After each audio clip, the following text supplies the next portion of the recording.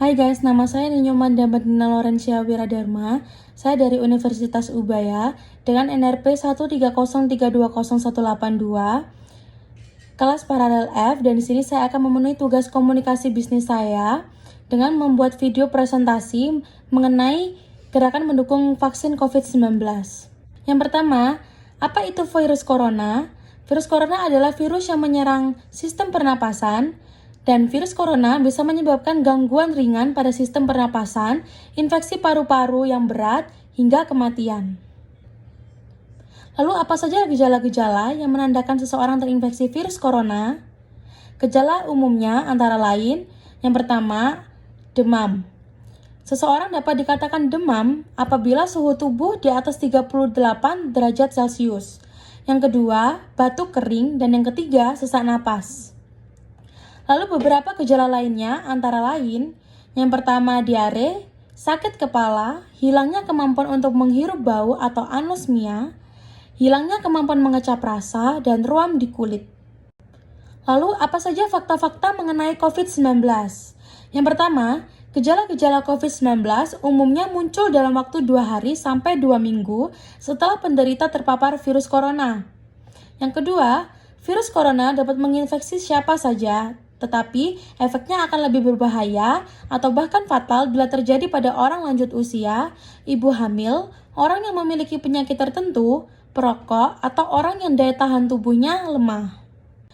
Diagnosis COVID-19, guna memastikan apakah seseorang terpapar virus corona atau tidak, maka dokter akan melakukan beberapa pemeriksaan berikut.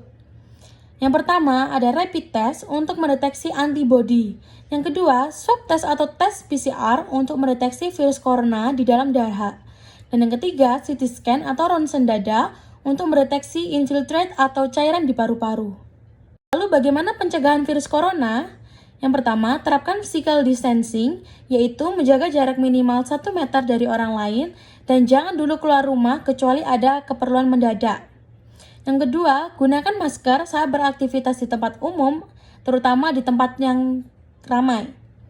Yang ketiga, rutin mencuci tangan dengan air dan sabun atau hand sanitizer yang mengandung alkohol minimal 60%, terutama setelah beraktivitas di luar rumah atau tempat umum. Yang keempat, jangan menyentuh mata, mulut, dan hidung sebelum mencuci tangan. Yang kelima, meningkatkan daya tahan tubuh dengan pola hidup sehat. Yang keenam, hindari kontak dengan penderita COVID-19.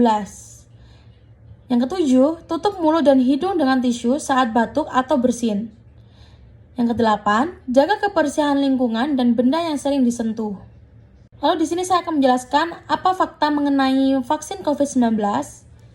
Penjelasannya, vaksin COVID-19 adalah harapan terbaik untuk menekan penularan virus corona. Fakta-faktanya adalah, yang pertama, vaksin COVID-19 tidak membuat seseorang terjangkit COVID-19. Vaksin COVID-19 tidak mengandung virus hidup yang menyebabkan COVID-19. Artinya, vaksin COVID-19 tidak dapat membuat kamu sakit terinfeksi COVID-19. Yang kedua, setelah mendapatkan vaksin COVID-19, apakah seseorang dinyatakan positif pada tes virus? Jawabannya tidak. Baik vaksin yang diizinkan dan direkomendasikan baru-baru ini maupun vaksin COVID-19 lain yang saat ini masih dalam uji klinis tidak dapat menyebabkan hasil positif pada tes virus saat melihat apakah seseorang sedang terinfeksi. Yang ketiga, vaksin melindungi tubuh dari infeksi COVID-19. Vaksinasi COVID-19 bekerja dengan membentuk sistem kekebalan tubuh tentang bagaimana mengenali dan melawan virus yang menyebabkan COVID-19 dan melindungi tubuh dari infeksi COVID-19. Yang keempat, vaksin COVID-19 tidak akan mengubah DNA seseorang.